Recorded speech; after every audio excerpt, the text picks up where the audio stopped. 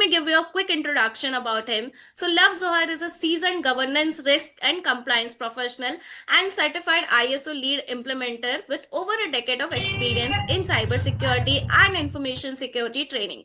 As the founder of Cyber GRC, he has delivered 10,000 plus hours of training to 20,000 plus professionals across 15 plus countries, empowering global teams to implement and audit ISO 27001, ISO 22301, ISO 27701, and ISO 42001 framework.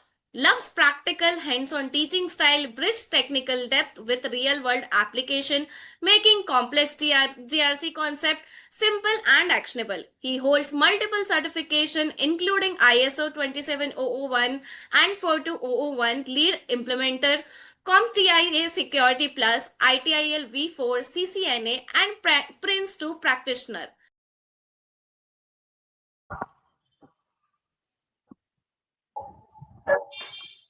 Welcome back to another Power Pack episode of Cyber Talk with Cyber GRC podcast. Today we are diving into one of the most important topic for everyone working in technology, GRC, AI governance, cybersecurity and digital transformation. That is the different type of AI model and how they actually work in real world. AI is not AI is no longer limited to simple chatbot or automation script. Now we have models that can predict, classify, generate, plan, and reason, take automation, and even learn through trial and error. From supervised and unsupervised model to generative AI, agentic AI, and reinforcements learning, the landscape is evolving faster than most professionals can keep up. In this episode, Love Johar breaks down simple explanation that can help everyone understand without even without any technical background. Whether you are in BFSI, NBFC, FinTech, SES, consulting, or government understanding, AI model is now mandatory skill. And now in this episode, will give you how to build a perfect foundation. So before we move on to the question, I would just like to tell you about some of the courses that we have upcoming. The very first course that we have is DPTP Act 2023. That one. Yeah. DPTP Act 2023, that is practical job ready hands-on batch, including new rules, as you can see, as it is mentioned there. And this is weekday batch starting from 8th of December. And timing for this batch will be 7 a.m. to 8:30 a.m. And if anybody wants to join this batch, they can feel free to contact us on the given phone number, on the given email address, and also you can check our website. Okay, so let's begin with the questions. Okay, one more batch we have. I'm sorry. Yeah, the next we have is ISO 42001 AIMS Practical Job Ready Hands-on Program. This batch is starting from 7th of December. This is weekday batch. This is a weekend batch. So this will go on Saturday and Sunday. Timings for this batch will be 5 p.m. to 9 p.m. This will be Yeah. live. For anyone who wants to join, they can feel free to contact. The important part in this batch is that if you do not have any idea, any knowledge about AI or machine learning, still you can join this batch. Okay. Don't think that you have to have a prior knowledge of AI or machine learning because we start from the very basics, right, Jayant? Yes, very basics. Like basic itself will cover for a couple of sessions. That is how we have designed our modules. Even people who don't know about this, what is AI, what is machine learning, they should be able to understand from the scratch, right? Right. So feel free to reach us definitely. Yeah. Go ahead with that. Okay. Yeah, let's begin with our first question. That is really basic question, but also very important question. What exactly is an AI model? So AI model, just in a basic language to understand, is nothing but a coding platform. Okay, that's sort of a mathematical engine that you create, and you create that engine based upon the data sets. Okay, so basically you train that engine based upon the data, to perform a particular task. For example, to predict something, to generate something, to make decisions. Okay, to classify something.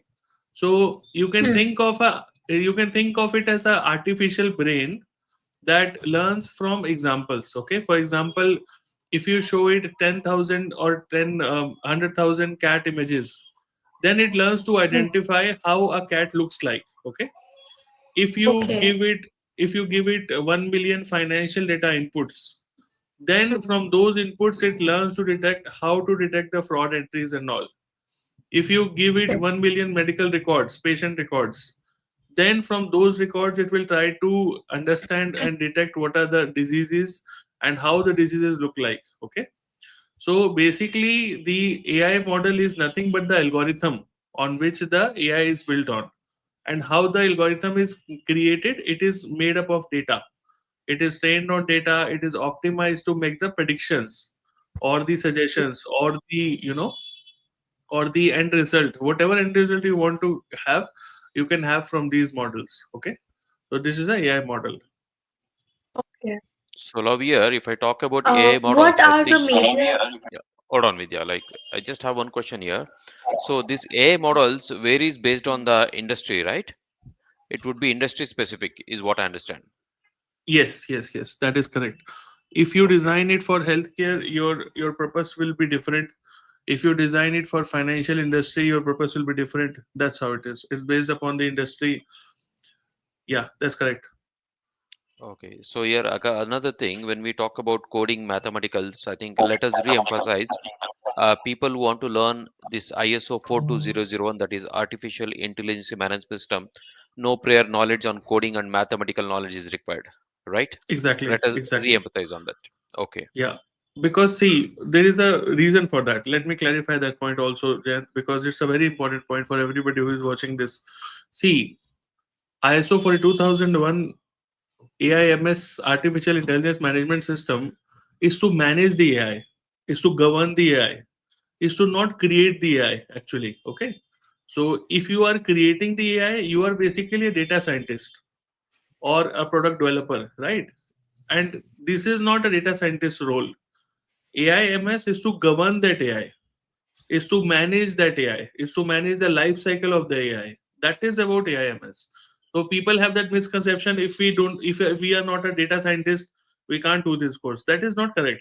This ISO for 2001 is designed itself to have artificial intelligence management system in place.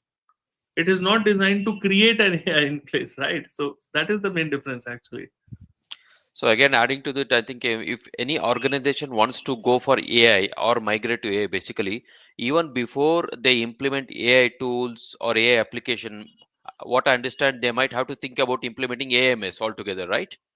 And Definitely, even post definitely. implementing the tools, also they need to have this AIMS in place. Definitely, 200%. For example, if you are an organization and you are planning to have an artificial intelligence in 2026 and you have reserved budget for that, immediately along with that, you now have to reserve budget for ISO 42001. Because if you do not do that, your AI will definitely, first of all, not give you the right output that you are looking for. You will have a lot of issues. And secondly, it will become a very big issue in terms of regulatory also now, because DPDP is there now. Okay, so because a lot of regulations are there now. So that is where, if you really want to govern it from the first day, you need to have a good understanding about ISO for 2001. Definitely, yes. Okay, good to know that. Very informative. Yes, thank you. What are the major types of AI model? That's a good question actually. What are the major types of AI models? So this is the screen which I prepared for basically everybody who is watching right now. If people want, they can take a screenshot of this also. So this has all the types of AI models like you see, right? So let's start from the supervised learning model. What does it means? Okay, we will actually do little bit of deep dive. And I think this is important for everybody who's watching, right? Yes. So what do you mean by supervised learning, first of all? Okay, so supervised learning means it AI learns from the answers, okay, which are labeled answers. Labeling is very important in this case. Okay, so for example, if you are giving a data, what is the correct data? The correct data has to be labeled. That is how supervised learning happens. That is called a supervised learning method, where the data is already labeled. You give it a pattern, and by seeing that pattern, by understanding that pattern, the AI makes a decision. Okay, you give the model inputs, and you give the model correct inputs and correct outputs, and so that it can identify the pattern. What if it is the input, this is the output, and this is the correct output, so this is the pattern. So what it does, it understands that pattern, it learns the pattern. So tomorrow when you give it the other input to it, it will see whether it is matching with this pattern or not, and accordingly it will predict the future answers. Okay, that's how supervised learning works for. Now this supervised learning, where it is used right now, right now it is used in Gmail spam filtering, any spam filtering right now. Okay, so basically it tries to identify spams. Okay, how it does, basically because it knows if this is how a spam looks like, it will immediately block it. And if it sees a not spam, it will mark it as a not spam, based upon the, again, based upon the pattern that it has seen. So supervised learning, everybody is watching, only make sure of two things if you want to understand it in simple terms. First of all, it works on label data, and second thing, it works on patterns, and how you show it patterns based upon the input and output correlation. Okay, that's about the supervised learning part. Then comes the unsupervised learning. Okay, so unsupervised now is very good actually, because here the AI groups actually organize the things without being told what is what. Okay, now here AI is doing the job. For example, you want to arrange all the clothes by colors without labels. So now here AI is actually doing the work, because here there is no label data. Okay, the model itself finds the hidden patterns, model itself finds the hidden relationship on its own. Okay, this is called as unsupervised learning. Okay, and this case is basically, for example, let's say we are watching Netflix. So when we watch Netflix, basically Netflix learns from our own. Okay, what type of movies are we watching? For example, Jant, if you are watching crime series, automatically when you go next time to the Netflix, it will automatically give you the crime series only as a watch list preference, right? So this is where unsupervised learning. Okay, it basically works on your preferences, your behavior. It doesn't have anything beforehand, okay, on it. This is called as unsupervised learning. Okay, then you have a mix of both of them, which is semi supervised learning. Okay, which is supervised and unsupervised, where some of the data is labeled and other of the data is not labeled. Okay, and here the AI uses some portion to understand the pattern, and from that portion where it understands the pattern, it use that pattern to actually understand the unlabeled data. So this is more interesting now, getting it? And this is basically, people in a photograph. For example, you have a photograph, right? And you have few people in it. So what the algorithm will do now, few people it knows, so based upon those few people that it knows, it will try to identify the remaining people. So this is now called as a semi-supervised learning, which is a combination of both supervised and unsupervised. These are the main ones actually, if somebody is watching right now. And apart from that, there is fourth one, which is called as reinforced learning. Okay. This reinforced learning is basically trial and error. Okay. You basically ask a question for the AI whether this picture is a dog or not. It says yes, it is a dog, and if the answer is correct, it will receive a reward. Okay, and if the answer is not correct, it will receive a penalty. Okay, so this is how it automatically learns now. So features like self-driving cars. Okay, self-driving cars actually are based on this reinforcement learning only. Okay, they actually learn safe driving by simulation feedback. Okay, this is how they actually work on.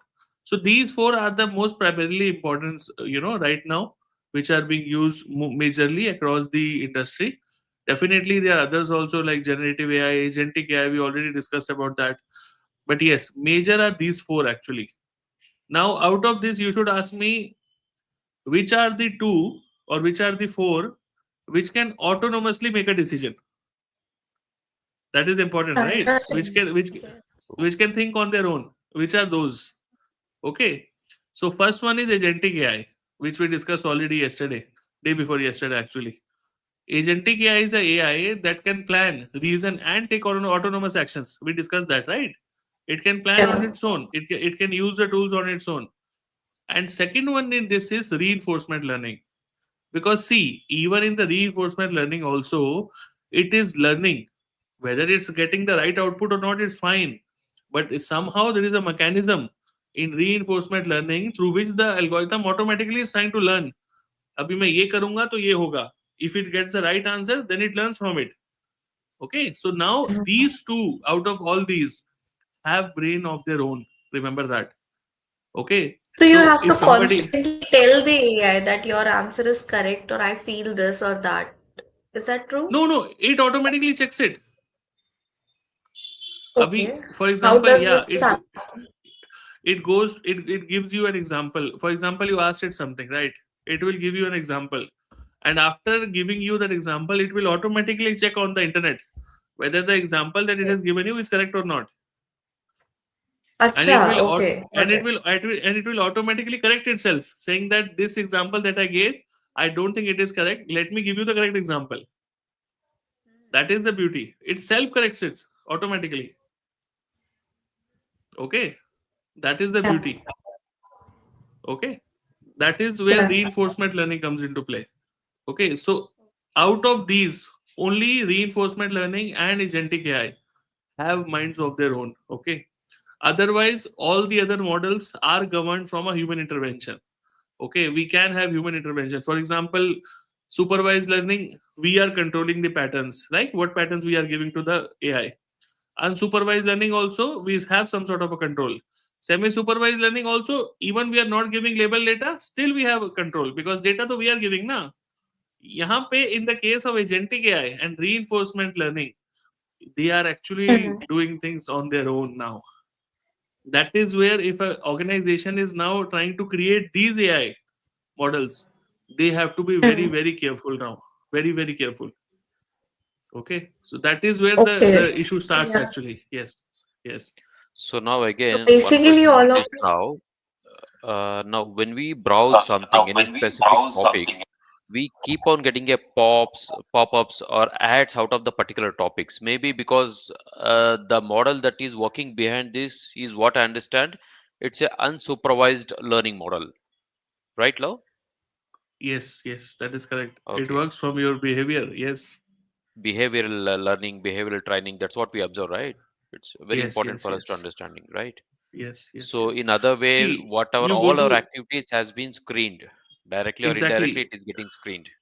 exactly you go to Instagram, you watch a particular type of reel, and second time when you open Instagram, you will get similar types of reels only. Similar, Automatically yes. the algorithm sets it. That Yes. is out of this unsupervised learning model, Yes, right? exactly. Right. Because predefined, it doesn't have anything on you. True. On your behavior only it is modulating itself now. Clear. Okay. Yeah, Vidya, go ahead. Good. Okay. Yeah. So basically, all of these models are divided into onto their uses. Like they cannot be there at the same time. Like if agentic AI is there, maybe there won't be a specialized AI. Is it possible? The combination of both of them models.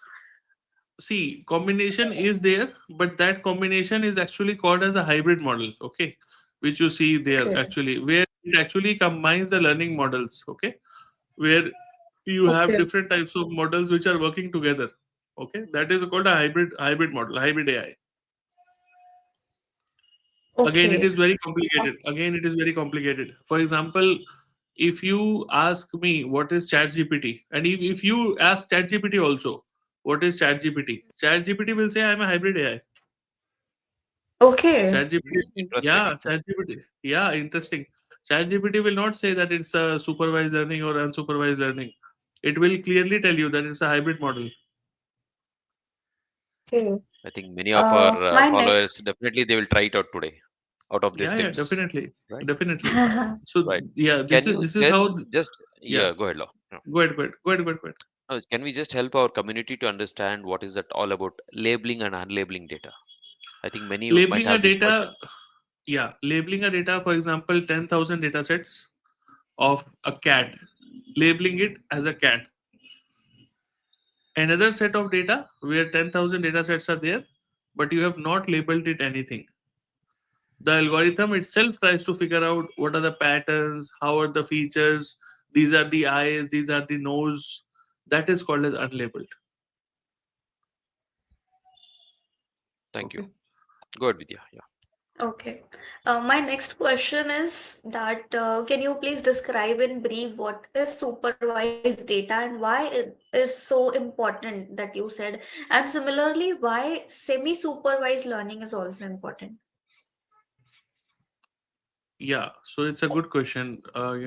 First of all, supervised learning model. Supervised learning model, as I said, are learning from labeled data. Okay.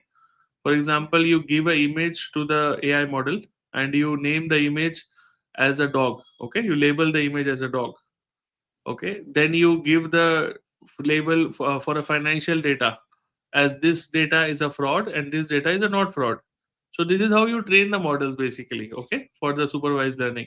Similarly, for an email, you give a particular email as a spam label so that it identifies that it's a spam, and for the other email you did not give it any label and you mark it as a not spam, so that tomorrow when Okay. it sees the actuality, it knows what is a spam and what is a not spam, right? So that is where supervised algorithms and supervised learning comes into play. Okay.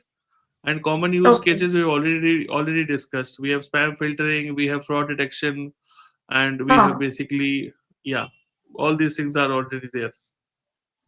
But the only dependency in case of a supervised learning, Jayant, is that the data quality has to be very high and the That data plays a labeling has crucial to be role. yeah, and the data labeling has to be very proper, because if these two are not there it will become a very big issue, because that is the only premise on which this particular model is trained. So that is a Okay. big issue here. Yeah. And what about semi-supervised learning? Semi supervised is basically small amount of label data and large amount of unlabeled data basically. Okay. And now you should ask me why we cannot use full label data, why we want to use some type of a label data. Yeah, it should be a question, right? See, when we talk about label data, already we mentioned one thing. Label data has to be of a very high quality, remember, and it has to clearly demonstrate what the label looks like, and there should be no mistakes and all in that data. So that makes that particular label data very costly to get actually, right? So for example, any organization now wants to work on 10 million data sets of that data. Let's say that will cost them $10,000, for example. But if they get unlabeled data, that will be very cheap compared to that, right? So that is the reason why organizations actually want to have a semi-supervised learning approach, where they don't have to spend money also, because at the end of the day, everything is about ROI. If they are not able to spend a lot of money, that is where they'll get the most output. So here labeling data is expensive, and for example, let's say you want to label an MRI, for example, and label an MRI with a disease. Just think how complicated it will be. Getting it, Jan? This is very complicated stuff. Very much. Very much. Okay. Similarly, in case of a bank credit card fraud, labeling a fraud case, again, it is not easy. It's complicated. Okay. So that is where labeled data sets are very costly to get. They are expensive. That is why organizations go for semi-supervised learning. Okay. Okay, Got it? if somebody, any individual or organization, if they want to have a demo model or a test model of AI, is Hmm. this data sets available free Yes. This by is any the chance? website. Okay, Let me show you. Yeah. There's a website. good. Let me show you. This website actually provides you free data sets. Everybody who is watching, it's a good, uh, good thing to know for them also. Let me just quickly share my screen. Are you able to see my screen, guys? No, not it. Now? Yes, we are. So see, this is the website actually, and this is open source. A large scale artificial intelligence open network, and they provide you millions of data sets open source. Okay. So just to answer you, Jayant, yes, if any organization wants to work on the data sets, they can start using these particular open source, model, and they are completely open to work. They are free for use. That's a quite good information. Whoever wants to get into this AI, they want to implement in this, right? They can make best use out of this available free tool or free data. They can learn on it. Yeah, Thank you, Love. the website name is laion.org, lion.org. Okay. Are there any drawbacks using such open or free tools that are available on internet? Mm, good question. Again, Yes. again, this data will not be labeled, like, because right, because they can't give you label data. We discussed already, label data is very costly. So if you are actually working towards a particular data set for your specific use case, for example, the case where I gave you example of MRI disease, okay, so if such a particular case you have in your organization, and that is the target that you want to create your bot for, definitely this won't be of much help, right, Jant? Yes. I go But with you. Yes. in such, well, I'm not with this, I'm not very familiar with this technical thing, but I think if something is available on the internet or any website, and if you are using it on in your organization, so you need to customize or personalize it according to your nature of your organization. So what's your take on this? That is what we are also saying, Vidya. You are actually right. We are also saying the same thing. For example, if you want to work on some custom purpose for your organization only, that's where you will not be able to get a lot of help from this open source models. Okay. The only thing what you can do is testing with these particular models to see how your AI Acha. models are behaving, to check the behavior, to check the understanding of the model. That is where you can use these tools. You cannot use these open source tools to actually create something and put it on production for everybody to use. No, no, no, no. It's not for that actually. This is for training Okay, it's purposes. Yeah, yeah. yeah. Because Acha, it got says, it. na, see, it is saying already it's a non-profit. It's for training only. They are saying. Okay. Uh-huh. Yeah. Okay, yeah. But Uh, yes, if you want to see the behavior of the AI, if you want to test some data sets, definitely yes. Then you can use these models. It's okay. what is reinforcement learning? Why is it so critical for automation and robotics? Reinforcement learning, if you remember, we already discussed with the reinforcement is where the algorithm itself is try to learn by its own. Okay, so it learns by two ways: either it gets a reward or it gets a penalty, right? Very simple. So how does it learn? It takes an action and then it observes the result. It checks whether my action was correct or not. Then it gives itself a reward or it gives itself a penalty, and that's how it improves over the time. That Okay. is a reinforcement learning. Yes. And why is it so critical? See, because it's sort of a autonomous decision making system. If you see it, right, it itself is correcting it itself, is trying to create decisions on its own. That is why it is critical. Like, see, anything which is doing autonomous decisions, so again, reinforcement learning is nothing but autonomous system only, right? That's why it is critical, because it can think Okay. on its own, right? Simple. So can Yeah, we take true. example as a self-driving cars? Definitely, Right. yes, you can take Right. an example. Okay. Yeah. For example, a self-driving car, let's say the red light gets green and the car starts driving. It gives itself a reward that yes, I followed this protocol. And again, when it stops at the red light, it gives a reward. Yes, I'm following this protocol and I'm doing this. Again, if it immediately gets a right turn by itself, when there is no right turn available, it gives itself a penalty that there is no right. Why are you moving right now? That is where it learns by Okay, itself. penalty and reward in the form of what? It's a self learning model that the coders create Okay. actually. Yeah. Abhi, now you should ask me, Vidya, how would it know whether the output is correct or not? See, because it checks with the real time data. Again, a self driving car has what? Has direct accessibility to the internet also. Remember, it has that. Hmm. It is Yeah. always online also, right? That is where it Hmm. checks online whether this actually a right cut available or not.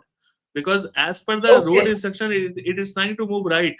But what if there is no Huh. road on the right actually? So that is where it starts creating rewards and penalty thing.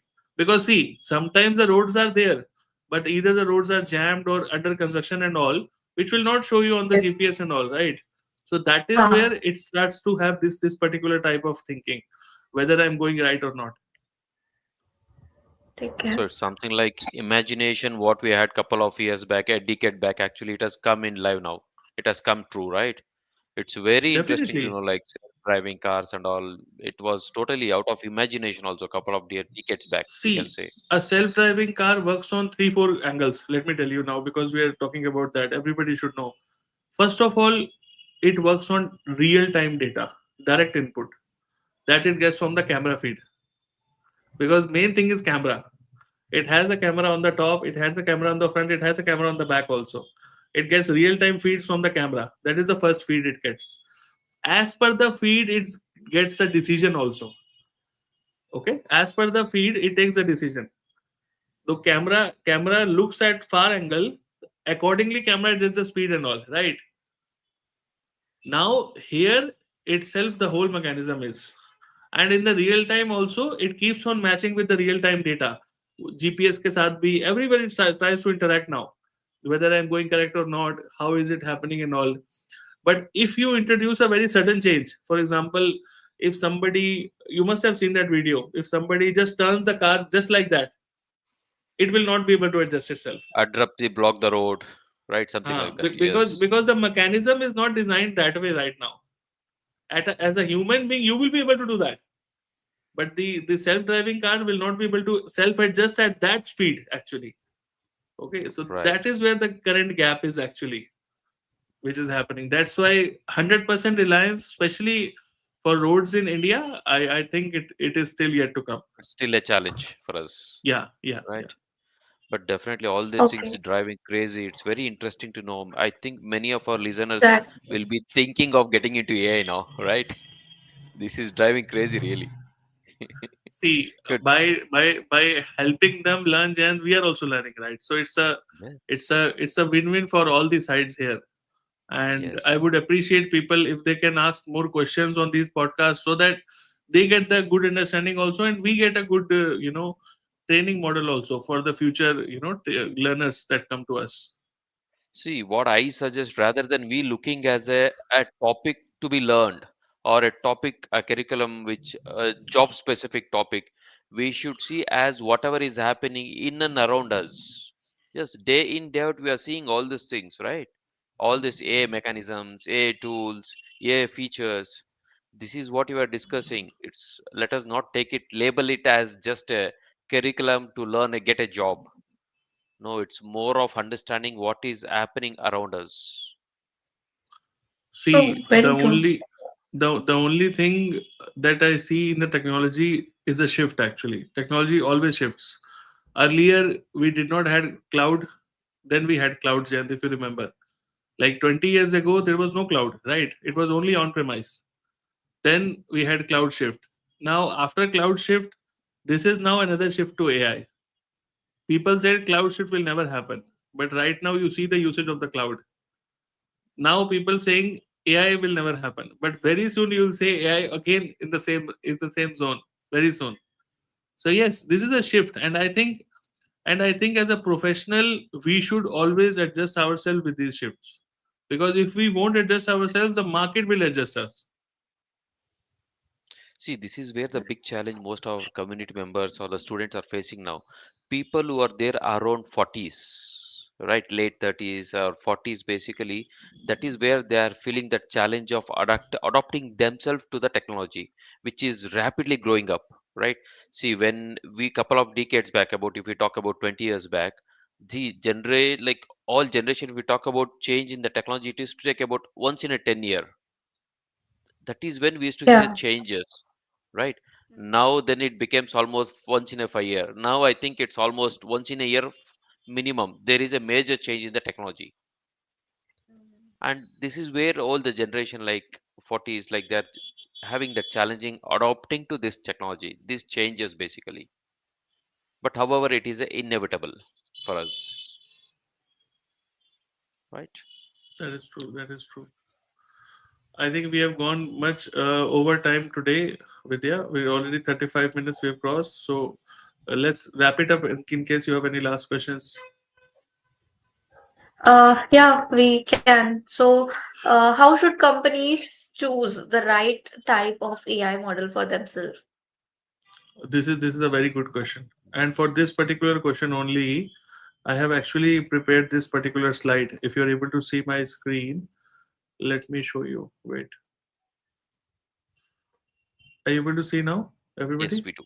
Yeah. Yeah. Yes. So see this. This is a decision making model for any organization, uh, who is trying to understand and trying to choose the right model. So these are the factors actually. Then this screen is very important. If anybody would take a screenshot of this screen, they will have a lot of understanding about how AI works, what are the things they need to consider. Okay. So basically, first of all, like we had a I good see a lag in discussion your on the, voice now. is it, is it better now? No, no, still there is a lag. There is a lag, huh? Wait. No, Yes. actually, it's clear. I guess it's problem from Oh, your okay, go side. ahead then. Go ahead, love. Yeah. Yeah, yeah, yeah. So basically, first thing is what type of data do you have? Whether you have labeled data, unlabeled data, raw data, open source data, like we discussed, right?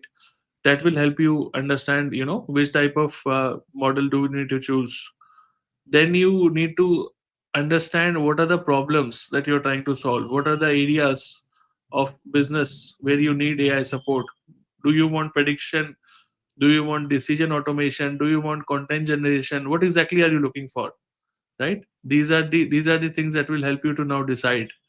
So Mm. these are some of the things that an organization, if they're planning to have an AI model, they should actually consider.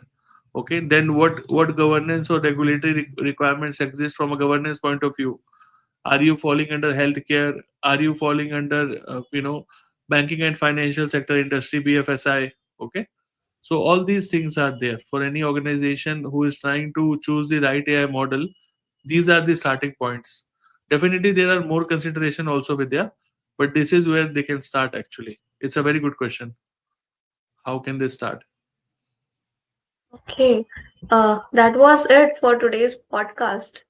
And thank you so much for joining us on this deep dive into different topics of AI models. As AI continues to redefine industries, career, and governance framework, understanding these model isn't just optional anymore. It's a core skill for every modern professional.